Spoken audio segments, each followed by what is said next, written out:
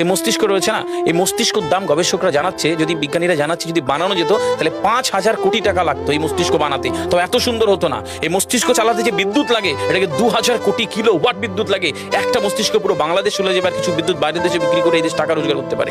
এই আপনি চিন্তা করে নিজে শিরোপোষের এগুলো, একটা তারের হেডফোনকে পকেটে দেবেন আর বের করবেন, দেখবেন ছাড়াতে হচ্ছে, তাই না? জুড়ে যাচ্ছে। এই পুরো শরীরের মধ্যে এরকম জড়ানো পেছনে যত শিরা আছে না, এই শিরাগুলোকে বলা হয় খুলে খুলে রাখা হলে 11 একর জমি লাগতো, 11 একর জমি লাগতো। কেন ইমাজিন আমাদের মধ্যে কি রয়েছে, পুরো শরীরে 650টা মাংসপেশি রয়েছে, যা ইনস্ট্রাকশন দেবেন তাই করবে।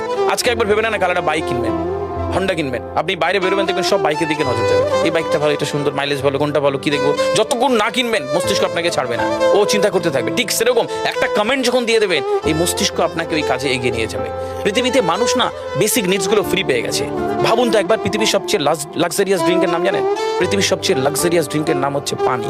পানি, জল। যদি 5,000 টাকা লিটার কিনতে হতো তাহলে মানব জাতি কয়দিন বাঁচতো? তো পৃথিবীর পানিকে ফ্রি করে দেওয়া হয়েছে। অক্সিজেন, একটি গবেষণা জানায় সারাদিনে একটা মানুষ যত অক্সিজেন নেয় এটি টাকা দিয়ে কিনতে হতো তাহলে 3.5 লক্ষ টাকা লাগতো একদিনের। শুধু রাত হয় বলে আপনাকে কত টাকা ইলেকট্রিসিটি বিল দিতে হয়, তাই না? ফ্রি পেয়েছি। আমরা সারাদিনে যতবার অক্সিজেন নিই, শ্বাসটা নিই, 17,609 থেকে 23,608 বার। এই যার একবার দমের কষ্ট সে জানে একবার শ্বাস নিতে কত। তাহলে বেসিক নিডস গুলো তো ফ্রি, আর বাকি জিনিস আল্লাহ সুবহানাহু ওয়া তাআলা দিয়ে দিয়েছে। আপনার আমার জন্মের সময় সব দিয়েছে, একটা উইল পাওয়ার ঢুকিয়ে দিয়েছে, যেটাকে বাংলা ইচ্ছা শক্তি বলে। এই ইচ্ছা শক্তির বলে আপনি এখান থেকে বেরিয়ে কালো বলে চুরি ধরতে পারেন, আবার অভুক্ত মানুষকে একবেলা খাওয়াতে পারেন। এই দুটোর জন্য আপনার বিচার হবে আর আপনার জীবন একদিকে যাবে।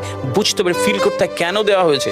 আমরা বেশিরভাগ মানুষ দেখবেন নামাজে দাঁড়ানোর সময় চিকন একটা ঘেমো গন্ধওয়ালা পোশাক করে নামাজে দাঁড়ায়, বিয়ে বাড়ি যাচ্ছি হেভি ফিটফাট করে।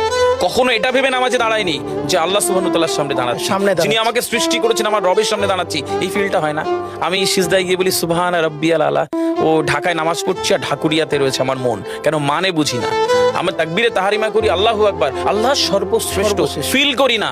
যখনই না ফিল করবেন তখন অনুভূতি আসবে না। সূরা জুমার আয়াত নাম্বার 9 খুব সম্ভবত আল্লাহ সুবহানাহু ওয়া তাআলা কোরআনে বলছে যে জানে আর সে জানে না, দুটো ব্যক্তি এক হতে পারে না।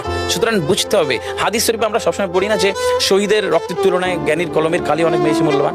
কেন বলেছে? ফিল করতে হয়। এই ফিল যখন কেউ করবে তখন তার জীবনটা বদলে যাবে।